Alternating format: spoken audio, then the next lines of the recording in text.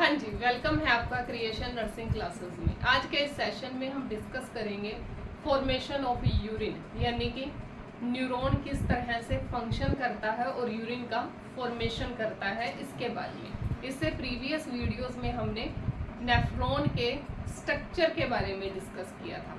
तो देखते हैं कि फॉर्मेशन ऑफ यूरिन कैसे करता है नेफ्रॉन। नेफ्रॉन जो कि किडनी की फंक्शनल यूनिट है। एक किडनी में 1 मिलियन से ज़्यादा नेफ्रॉन्स प्रेजेंट रहते हैं, जो कि किडनी के जो मेड्यूला वाला पोर्शन है उसमें पाए जाते हैं। तो पहले हमने डिस्कस किया था कि ये जो नेफ्रॉन है इसके 2 टाइप्स रहते हैं। जो इसकी स्ट्रक्चर है उसके 2 टाइप्स रहते हैं। एक होता है रीनल कॉर्पसल्स और दूसरा होता है रीनल ट्यूब्यूल्स। रीनल कॉर्पसल्स में आ जाता है एक तो ग्लोमेरुलस वाला पोर्शन, और ये एक कैप लाइक स्ट्रक्चर होती है जिसे बोमन कैप्सूल बोलते हैं। ये ग्लोमेरुलस क्या है, जो ब्लड वेसल्स होती हैं, ब्लड कैपिलरीज, उनका एक पूरा जंक्शन यहाँ प्रेजेंट रहता है। इसके बाद रीनल ट्यूब्यूल्स वाले में आ जाता है इसका फर्स्ट पोर्शन, जो कि इस बोमन कैप्सूल से जॉइंट होता है, यहाँ से शुरू होता है, जिसे प्रोक्सिमल बोलते हैं। प्रोक्सिमल कॉन्वोल्यूलेंट ट्यूब्यूल्स बोला जाता है। सेकंड लूप के आकार का होता है, लूप ऑफ हेनले बोलते हैं जिसे। और लास्ट इसमें थर्ड होता है जिसे बोलते हैं डिस्टल। ये डिस्टल कॉन्वोल्यूलेंट ट्यूब्यूल्स बोला जाता है।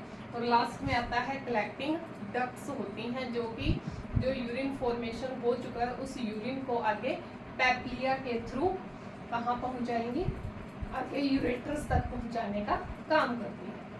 तो नेफ्रॉन फंक्शन कैसे करेगा? तो सबसे पहले ये जो रीनल आर्टरीज और रीनल वेन्स प्रेजेंट रहेंगी, ये कौन से पोर्शन में रहेंगी?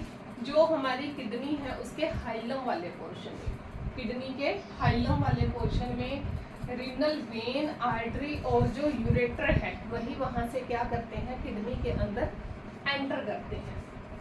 तो एंटर किए, अब उसके बाद क्या है, ये आ रही है एफरेंट आर्टरी। एफरेंट यानी कि जो आ रही है अंदर, रीनल यानी कि किडनी के अंदर जो आर्टरी एंटर कर रही है। तो उसके बाद आर्टरियोल्स प्रेजेंट रहते हैं। एफरेंट यानी कि ये ब्लड लेकर आएंगे। इसके बाद ये निकलती है एक, इसे बोलते हैं एफरेंट, ई से। एफरेंट यानी कि ये बाहर निकलेगी। तो जितना भी फिल्ट्रेशन होगा वो यहाँ होगा। यहाँ होता है 2 टाइप से नेफ्रॉन जो है वो फिल्टर करता है। एक कहलाता है अल्ट्रा फिल्ट्रेशन और दूसरा होता है सिलेक्टिव रीअब्जॉर्प्शन। तो जो अल्ट्रा फिल्ट्रेशन की प्रोसेस होगी वो इस बोमन कैप्सूल के अंदर होती है। जो रीनल ट्यूब्यूल्स के 3 पार्ट हैं, इन तीनों के अंदर होगा सिलेक्टिव रीअब्जॉर्प्शन का काम। तो पहले देखते हैं कि अल्ट्रा फिल्ट्रेशन कैसे होगा। अल्ट्रा फिल्ट्रेशन, ये बोमन कैप्सूल है, यहाँ क्या हुआ, ब्लड आया, यहाँ आएगा ब्लड इस ग्लोमेरुलस वाले पोर्शन में, यहाँ कैपिलरीज वगैरह हैं। तो यहाँ जब ब्लड आया तो क्या हुआ, अल्ट्रा फिल्ट्रेशन की प्रोसेस हुई। उस प्रोसेस में H2O था, glucose, urea, uric acid, creatinine, iron salts, amino acid, ये सारे क्या हो गए, फिल्टर हो गए। फिल्टर हुए, बचा क्या पीछे, ब्लड के जो प्रोडक्ट्स थे वो बच गए, जैसे कि प्लाज्मा प्रोटीन्स हो गया, आरबीसी हो गए, डब्ल्यूबीसी हो गए। तो वो सारे के सारे यहाँ रह जाते हैं, वो आगे यहाँ नहीं आते। यहाँ क्या चीज़ फिल्टर होके आई, H2O, glucose, urea, uric acid, creatinine, amino acids. तो ये सारे के सारे जो प्रोडक्ट्स थे ये फिल्टर होके आगे आ गए। तो कैसे, इसमें कैसे होगा, तो इसे अपने देखेंगे। जैसे कि ये देखिए, इसमें ये है हमारा, ये क्यूबॉइडल शेप की स्ट्रक्चर रहती है। ये जो यहाँ ऐसे क्यूबॉइडल शेप की स्ट्रक्चर होती है, ये लेयर पाई जाती है दोनों साइड, ऐसे क्यूबॉइडल एपिथेलियम की ये लेयर बनी होती है। तो क्यूबॉइडल एपिथेलियम की ये लेयर है। ये पोर्शन हो गया ग्लोमेरुलस वाला, यानी कि कैपिलरीज वाला पोर्शन, और इधर वाला हो गया ल्यूमन। ल्यूमन यानी कि ये जो कैप के अंदर वाला पोर्शन है, ये पोर्शन है, ये चीज, ये हो गया ल्यूमन वाला पोर्शन और ये हो गया ग्लोमेरुलस वाला पोर्शन। ये है सारा ब्लड आया किडनी के अंदर, कहाँ पहुंचा, इस ग्लोमेरुलस वाले पोर्शन में पहुंचा। तो ये थी क्यूबॉइडल लाइक स्ट्रक्चर है, यहाँ पे ग्लोमेरुलस वॉल है।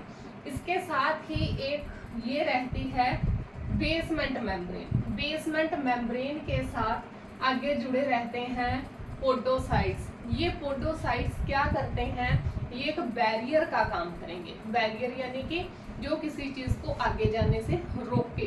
तो ये बैरियर किस चीज को बैरियर करेंगे, ये जो ब्लड प्लाज्मा प्रोटीन्स है, आरबीसी है, डब्ल्यूबीसी है, उसे क्या है यहाँ से आगे ह्यूमन के अंदर नहीं आने देते। तो पोडोसाइट्स प्रेजेंट रहते हैं, जिसकी वजह से जो ब्लड के प्रोडक्ट्स हैं वो आगे ह्यूमन के अंदर नहीं आ पाते हैं। तो आगे कौन सा आएगा, सिर्फ आयंस हो गए, H2 glucose, urea, uric acids हो गए। ये सभी के सभी क्या है, ये जो दो क्यूबॉइडल शेप है इनके बीच में जो गैप प्रेजेंट है, इस गैप की वजह से ही क्या है, इस मेम्ब्रेन को क्रॉस करके आगे ल्यूमन तक पहुंचते हैं। तो ये बैरियर का काम करेंगे। बैरियर क्या करेगा, ब्लड के प्रोडक्ट्स को आगे नहीं जाने देगा। ये तो हो गया कि फिल्टर हो गए। होता किस वजह से है, होता है प्रेशर की वजह से। जो प्रेशर लगता है, जो एफरेंट आर्टरीज हैं जो, वो क्या है ब्लड को लेके आई, अब उनका जो कैपिलरीज पर जो प्रेशर लग रहा है ब्लड की वॉल्यूम का, वो हो गया ज़्यादा। लेकिन जो एफरेंट वाली होती है, जो यहाँ से निकल रही है, जो आगे निकाल रही है ब्लड को, उसका क्या है, उसका डायामीटर कम होता है। वो एफरेंट जो आर्टरी लेके आ रही है उसकी तुलना में थोड़ी पतली होती है, जिस वजह से फोर्स ज़्यादा लगता है। तो उस फोर्स की वजह से, प्रेशर की वजह से क्या है, एक पूरा प्रॉपर प्रेशर बन जाता है और ब्लड पूरी तरह से फिल्टर होता रहता है। तो फिल्ट्रेशन में आगे क्या होगा, ब्लड के प्रोडक्ट तो इस पोडोसाइट बैरियर की वजह से इस ग्लोमेरुलस के अंदर ही रह जाएंगे। जो एक्स्ट्रा जितना भी प्रोडक्ट होंगे, H2O ग्लूकोज वगैरह, यूरिया, यूरिक एसिड हो गया, वो इस बैरियर को क्रॉस करके ल्यूमन के अंदर चले जाएंगे। तो ल्यूमन के अंदर गए, ल्यूमन के अंदर जाने के बाद कहाँ पहुंचे, एफरेंट वाले प्रोक्सिमल कॉन्वुलेंट जो ट्यूब्यूल्स वाला पोर्शन है, पीसीटी, ये पोर्शन है पीसीटी, प्रोक्सिमल कॉन्वुलेंट ट्यूब्यूल्स वाले पोर्शन के अंदर पहुंच गया। तो यहाँ तो हो गया अल्ट्रा फिल्ट्रेशन, जितना फिल्ट्रेशन होना था हो गया, यानी कि ब्लड के प्रोडक्ट्स को आगे नहीं जाने दिया। अब इस ये जो रीनल ट्यूब्यूल्स वाला पोर्शन है, इसमें होगा वो सेलेक्टिव रीअब्जॉर्प्शन। यहाँ होगा सेलेक्टिव रीअब्जॉर्प्शन वाली प्रोसेस।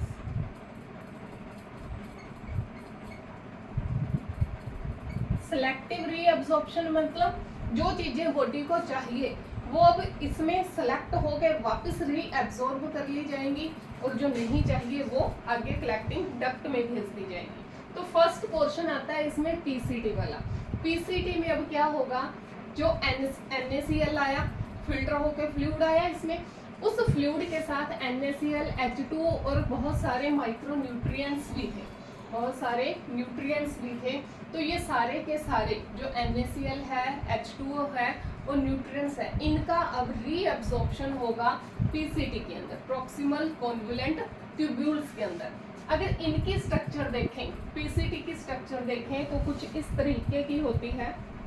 पीसीटी में वही सेम ये मेम्ब्रेन पाई जाती है, और इधर होती है ये माइक्रोविलाइज। इस पीसीटी वाले जो ट्यूब्यूल्स हैं, इसमें क्या है, कुछ इस तरह की माइक्रोविलाइज पाई जाती हैं। इन माइक्रोविलाइज पर को ट्रांसपोर्ट जो होते हैं, को ट्रांसपोर्टर, वो प्रेजेंट रहते हैं इस तरह से। को ट्रांसपोर्टर यहाँ अलग अलग जगह प्रेजेंट रहते हैं माइक्रोविलाइज के ऊपर। ये क्या काम करेंगे, ये NaCl, न्यूट्रिएंट्स और H2O को वापस रीअब्जॉर्ब करवाने का काम करते हैं। तो ये क्या करेंगे, सोडियम हो गया, H2O हो गया, न्यूट्रिएंट्स हो गया, उनका रीअब्जॉर्प्शन वापस करवा देंगे ब्लड के अंदर। तो ब्लड के अंदर रीअब्जॉर्प्शन होगा को ट्रांसपोर्टर के द्वारा। जो प्रेशर है कहाँ से मिलेगा, जो ATPs वगैरह हैं इस मेम्ब्रेन के ऊपर प्रेजेंट रहेंगे, ATP, वो ATPs क्या है, उन्हें एनर्जी देंगे, ताकि वो जो को ट्रांसपोर्टर्स है वो क्या करें, इस NaCl H2O न्यूट्रिएंट्स को वापस ब्लड के अंदर भेज दें। तो पीसीटी के अंदर क्या हुआ, सिलेक्टिव रीअब्जॉर्प्शन हुआ फ्लूइड में से NaCl H2O न्यूट्रिएंट्स का। इसके बाद बात आई लूप ऑफ हेनले की। लूप ऑफ हेनले वाले पोर्शन में इसके दो जो लूप्स रहते हैं, एक तो हो गया ये डिसेंडिंग वाला पोर्शन, डिसेंडिंग जो नीचे की तरफ आ रहा है, और एक ये हो गया असेंडिंग वाला पोर्शन। तो जो डिसेंडिंग वाला है उसमें होगा H2O का रीअब्जॉर्प्शन। सेम इसी तरीके से H2O का रीअब्जॉर्प्शन होता है डिसेंडिंग वाले पोर्शन में। जैसे ही फ्लूइड आगे गया उसमें से जो NaCl है, सोडियम क्लोराइड, इसका रीअब्जॉर्प्शन होगा असेंडिंग वाले पोर्शन में। उसके बाद जो बचा, जो फ्लूइड आगे गया अब DCT में, यानी कि डिजिटल कॉन्वोलेंट ट्यूब्यूल्स के अंदर, वहाँ जो रीअब्जॉर्प्शन होगा वो बचे हुए H2O और NaCl का होगा। जो अब इसके बाद वेस्ट बच गया, यानी कि उस फ्लूइड में क्या बचा, यूरिया बचा, यूरिक एसिड बचा, कुछ मात्रा में क्रिएटिनिन बचा, कुछ साल्ट और आयंस बच गए, तो वो जाएंगे अब इस कलेक्टिंग डक्ट के अंदर। कलेक्टिंग डक्ट में अब क्या है, कलेक्टिंग डक्ट में भी क्या है, कुछ प्रेशर लगेगा, यहाँ हार्मोन्स सिक्रीट होंगे, जो हमारी ग्लैंड्स हैं वो हार्मोन सिक्रीट करेंगी। यहाँ दो कंडीशंस रहेंगी।